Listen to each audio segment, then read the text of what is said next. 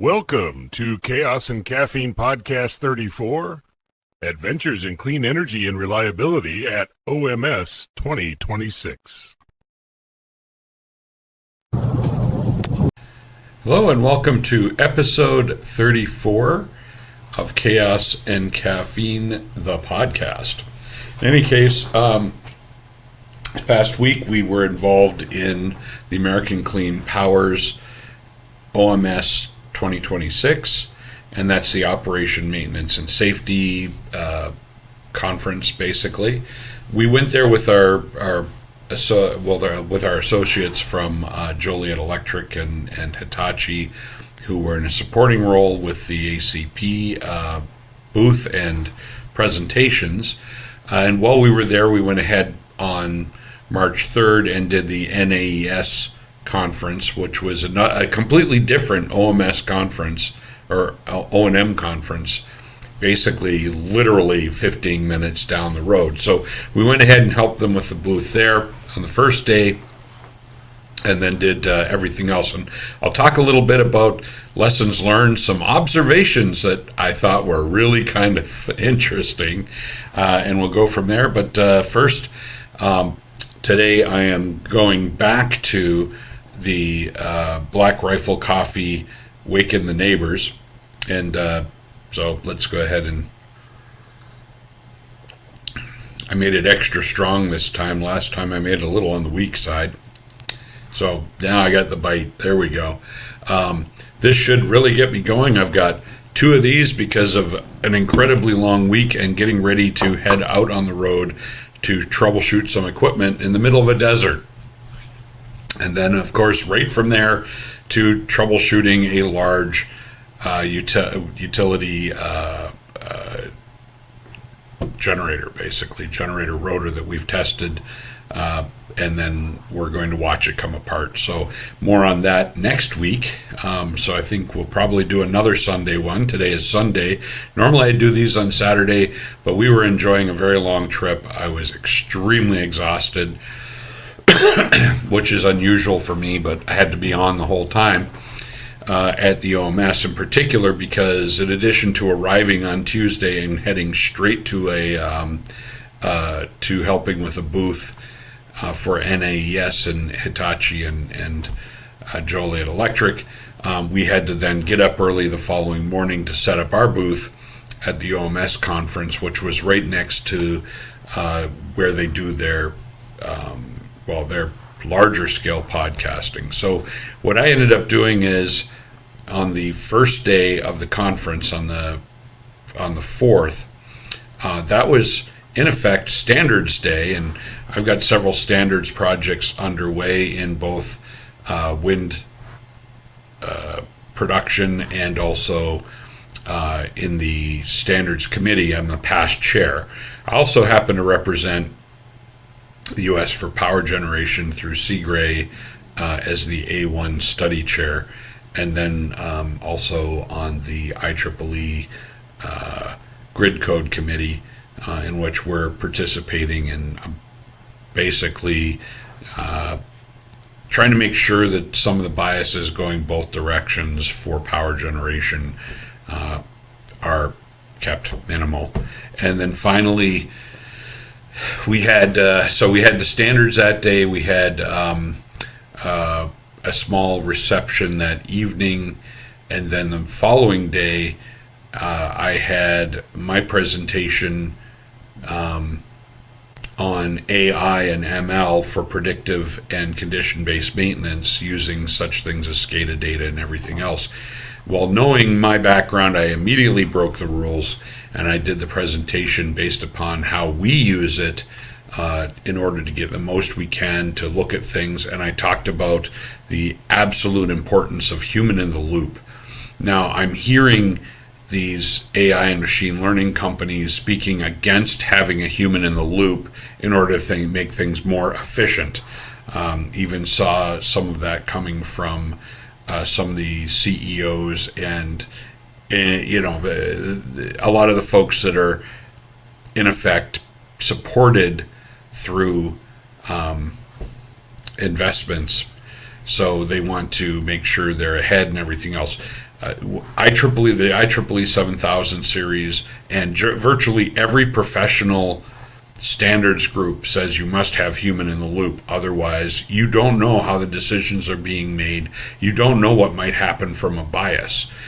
And our position was that it will help you identify things. It's going to help you do a lot of things.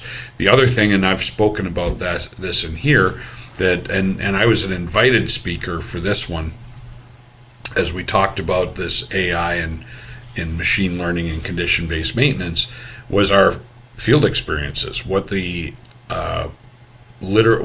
actual accuracy is of AI-driven CBM programs alone, what the actual has been in the SCADA-based systems, what the actual has been, a number of other things when there aren't rules-based stuff there to back it up, or a human in the loop, and the amount of time necessary to train, and the fact that most people developing these programs don't really have an idea.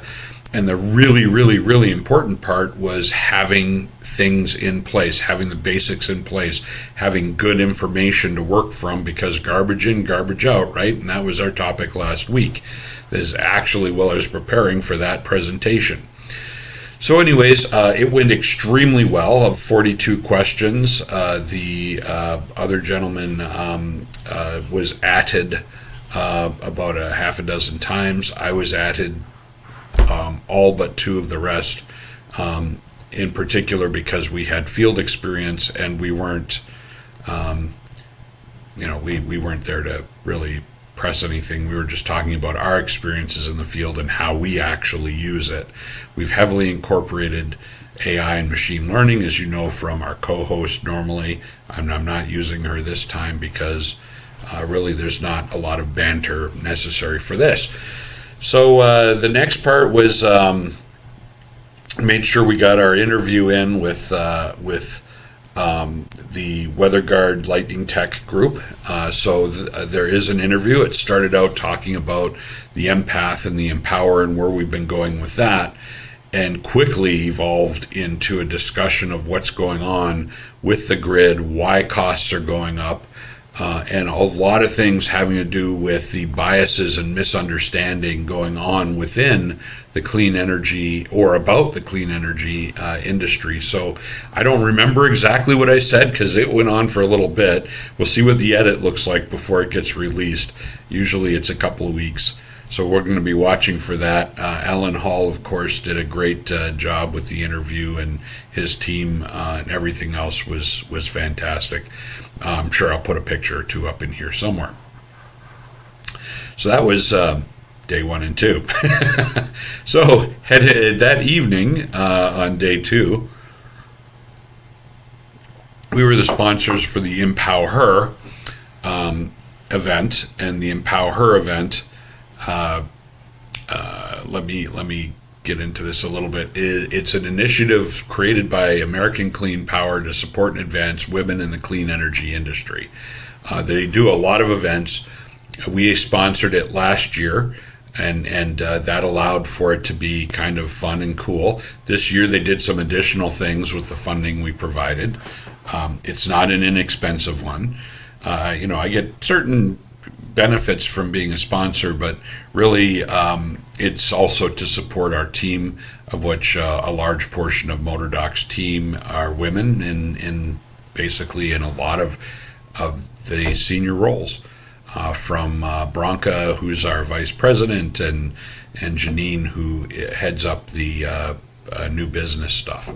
So in any case, it was a lot of fun, and really it kind of goes in line with, my philosophies, and part of their thing was bringing, women into the industry, to an industry that was primarily male dominated, and making sure that they were given opportunities to be in leadership roles.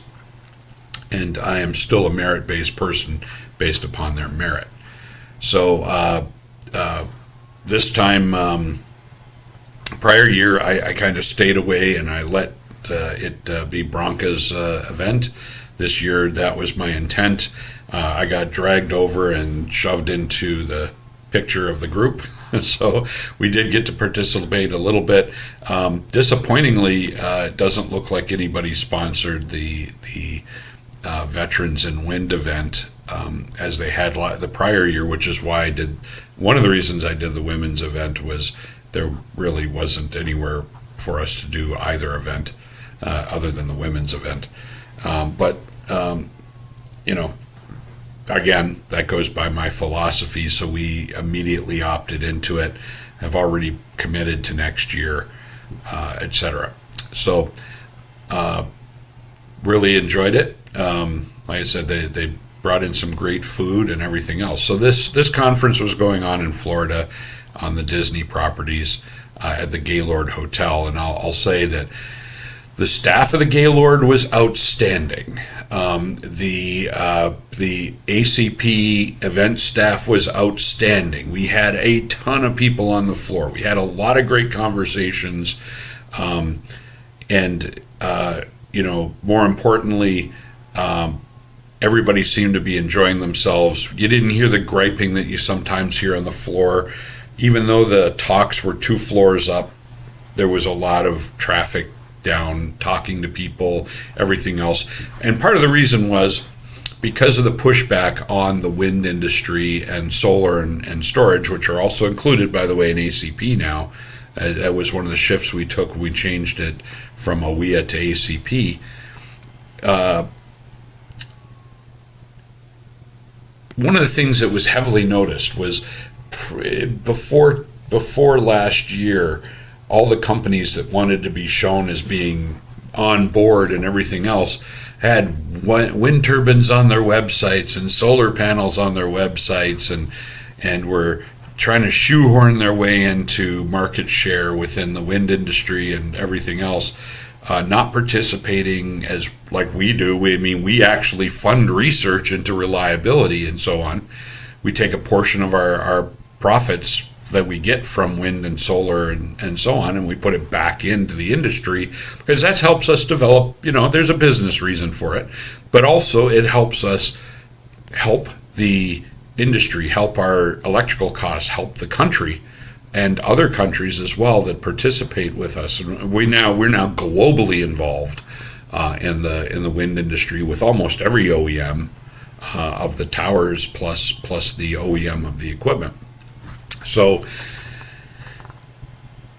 all the other folks, they were the fair weather friends, you could say, because none of them could be found. So the people that were the 168 booths that were there were of people that were truly involved in the wind industry. That meant when we were having discussions, even with people that would see us as competition or vice versa, it became more of how do we take care of the industry rather than, how do you get a couple of more bucks out of somebody type thing. So we were there, and it was probably one of the best solutions-oriented conferences I've been to. Gaylord, on the other hand, their layout and policies and everything else, I'm in a lot of pain from having to maneuver, walk around, figure out where the heck I am, because they want to make sure you get lost there, so you spend money nickel and diming everything. Got billed twice for the same exit from the site. I will never, ever, ever, ever, ever do another conference. This is the second conference I've done at a Gaylord. We did the ACP one in Memphis last year, which was the most expensive BS I'd ever been through. I will never do another Gaylord again. I don't care whose conference it is. I will not do another one. Everybody was fantastic. The corporation made a big mistake in dealing with conferences and the attendees by milking everything. You walk down the hall the wrong way, they find a way to charge you for that. You enter the parking lot and then you have to exit to enter somewhere else. You get charged $43 twice. I exited once, and they had a problem with their processor. They charged my credit card twice. I now have to challenge it, wasting more time. No more. I did it last year. My room ended up costing me almost 3 times what we did. As a matter of fact, one room ended up costing us more than the booth. So by the time we went in there, and it was 25% before that, they even charged us for a cart. Okay, now back to the good stuff. So last day, we go in. The first thing I had was a power cast. The power cast is a commercial thing. So day one, we were talking about some of our development stuff and how we use AI for solutions development. Then we slide into day two. The power cast was all about the tools that we've developed, so that that conversation continued to link. It was a commercial one, so we got to demo the Empath and the Empower and show people exactly how we look at a wind turbine, and then and that was well attended. So the first day, the AI one, I almost forgot. So the first day, the AI one, I had just finished talking about false positives, and the fire alarm for the hotel goes off. I had 2 more bullet points to go. So everybody starts evacuating, then we all get called back because it was a false alarm, so a false positive. So it couldn't have gone better. We lost 5 minutes, but it brought the enjoyment up. We lost half the audience. The place was packed when we walked in there because, AI, right? So the second is this: the last day we're in there, and we I started with the Powercast. Powercast started out lightly attended because people had to come down, and they thought I was up in the training area, didn't realize I was down in the show floor, which is where they were doing the Powercast. We were right next to it. So I walked over, did the presentation. More and more and more people started showing up, including from the booths, until it was standing room only, which was phenomenal. I was expecting maybe 2 or 3 people. I don't normally do sales or marketing presentations in that environment. And then last but not least, and it was broadcast live. I don't know if they're going to put up the recording or not. I'm hoping they do. And then the last one was... in 2017, there was a group of 4 of us on stage. One of the other guys was a moderator. I was the moderator this year. And it's the first time we had been on stage again in 9 years. Now, we're all associates and friends and share information and work on stuff and everything else. But I had Kevin Alewine from Shermco, who's been involved in some of our studies. Was hoping to have Hank, but he's gone over. He now is with ESA, but before he was with Timken, and he and I were involved in some work and studies and bouncing ideas off of each other. He would have been great to be there. He was there the day before, but he was only allowed to be on site briefly for his business stuff, and I'm going to have to talk to ESA about that. And then on the final bit, is Chris Petrola, and Chris Petrola is the head of electrical reliability for Enel Green Power, with focus on wind.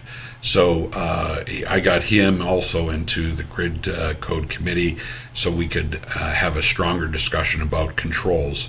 And so we were there to talk about the reliability of the generators. So and it was 9 years ago at the Dell in California where we had the initial discussion. In particular, a lot of what we covered again, but with all of the research we've done over the 9 years. In 2017, it had to do with primarily rotor failures, because that was the number one thing at that time. And we had done the research for 2 years at that point, along with Chris's prior employer, Acciona, who had overseen and funded some of the work, where we would collect data and figure out whether or not we could detect it. And we had greater than 100% detection. We detected every one that had been faulty, plus one that they didn't realize was faulty. It was a partial fracture.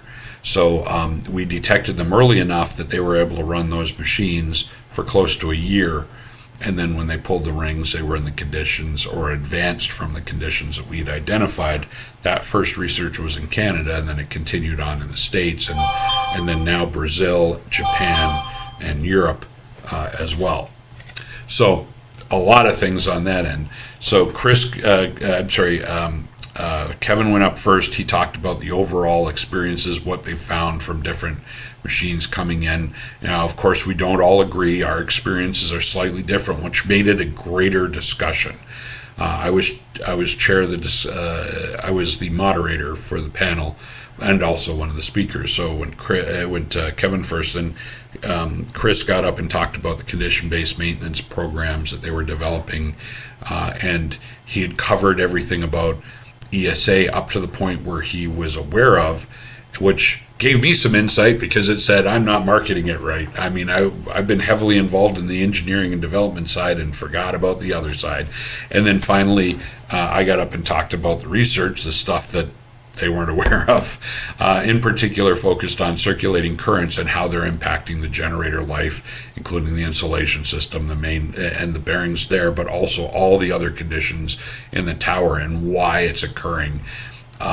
And then, of course, because we had 3 very interesting presentations, made it easier for me as a moderator to go through the questions that were being asked.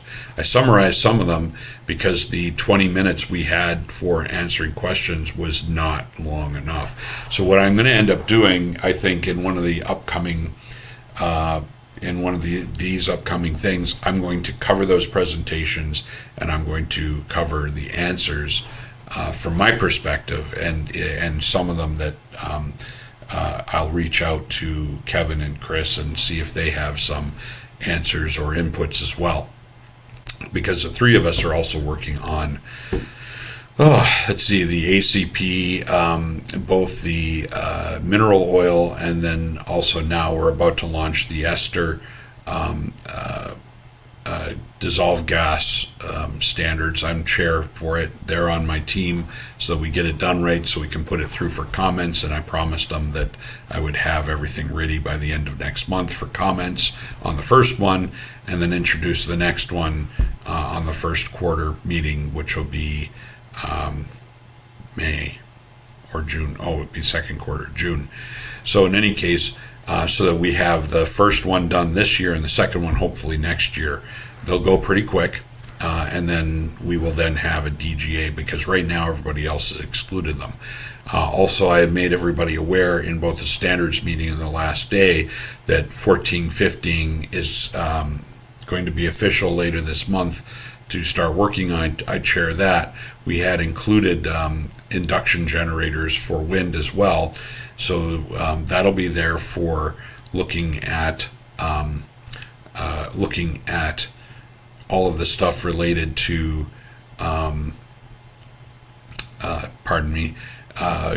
developing your condition-based maintenance program, what tools are available, and then also how to troubleshoot and do an RCFA. And that's what 1415 was originally supposed to be. We're going to go back to its origins. So that'll be for all induction machines that are form wound. It'll work for random wound machines, but we're going to be including all of the new work, all of the new standards being done by the materials group, including some other standards and troubleshooting, and of course we're going to be including the stuff having to do with wound rotor machines and wind turbine induction and defig generator sets. And with that, we are going to end today. I meant for this to be about 10 or 15 minutes, which means 25 minutes is good enough. So have a good one. This time next week, I will be able to discuss all of the fun we're having this week in troubleshooting, analysis, and everything else on multiple types of machines. So next week will be the adventures in root cause analysis, troubleshooting, and fault detection, and a couple of pieces of equipment that everybody has been dragging on for years, why and how we do it. So have a great, rest of your weekend. It is Sunday. Have a great week. Looking forward to telling you about all of our adventures next week. And adios. Oh, by the way, if you're watching this on LinkedIn, on YouTube, remember to subscribe and like.